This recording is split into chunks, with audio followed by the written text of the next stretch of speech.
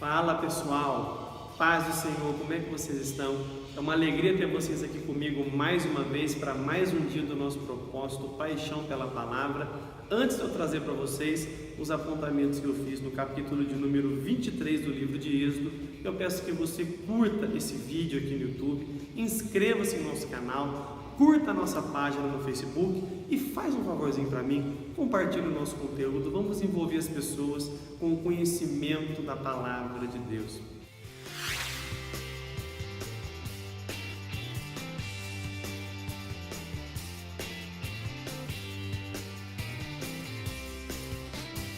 Êxodo capítulo 23, ele é um daqueles capítulos que, no meio de prescrições das leis mosaicas, daquilo que Deus queria fazer com Israel, você vai encontrar princípios espirituais que enriquecem a sua vida.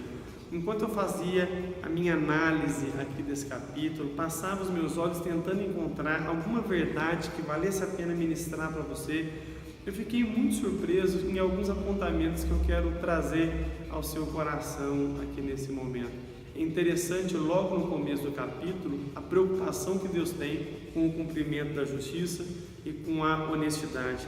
Veja se isso não deveria ser válido e lido diariamente nas nossas igrejas. Não espalhe notícias falsas e não minta no tribunal para ajudar alguém. Não siga a maioria quando ela faz o que é errado e não dê testemunho falso para ajudar a maioria a torcer a justiça. Perceba valores morais que não mudaram. Como nós sofremos hoje em nossas comunidades, na nossa sociedade, com fofocas, com calúnias, com mexericos, e veja que Deus abomina essas coisas e desde a antiga aliança Ele condena os que praticam tais atos. Observe na instrução de Deus para a observância do 7º dia de descanso e do 7º ano das colheitas de descanso, um cuidado dele com aqueles que eram menos favorecidos. Ao dar um dia de descanso para Israel, o 7º dia, havia aqui primeiro uma oportunidade para que o nome dele fosse adorado e reverenciado, e também uma oportunidade para que o escravo que trabalhasse na terra pudesse descansar.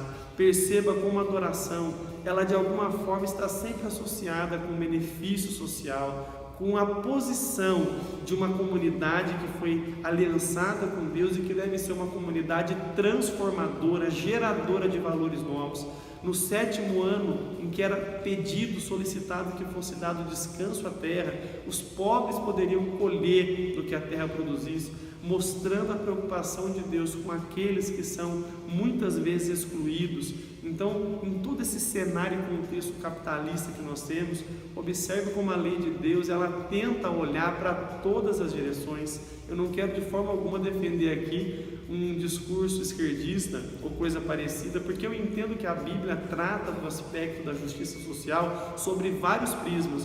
O mesmo Deus que, através da parábola, orientou que os discípulos eles negociassem os talentos para que seus talentos fossem acrescentados, ele também fala sobre a necessidade da partilha, e isso através de uma consciência cristã transformada e não através aí de uma ordenança de um governo opressor e que tenta reger as pessoas não pelo livre exercício da consciência, mas por leis que vinham se tornar até mais pesadas do que o benefício social que eles querem causar. Observe que Deus ordena que Israel observe 3 festas anuais. A primeira, a festa dos pães sem fermento, que lembrava o povo da necessidade da separação espiritual do pecado, daquilo que não glorificava, da consagração pessoal a Deus.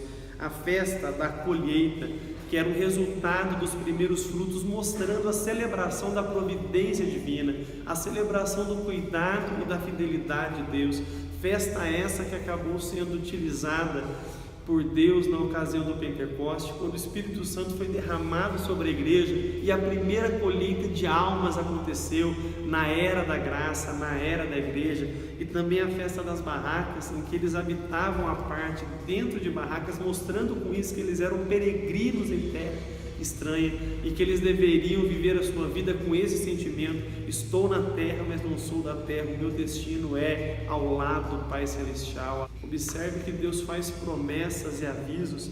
Essa talvez seja uma das partes mais bonitas deste capítulo de número 23. quando ele avisa que enviará um anjo à frente de Israel e ele manda que esse anjo seja reverenciado e obedecido.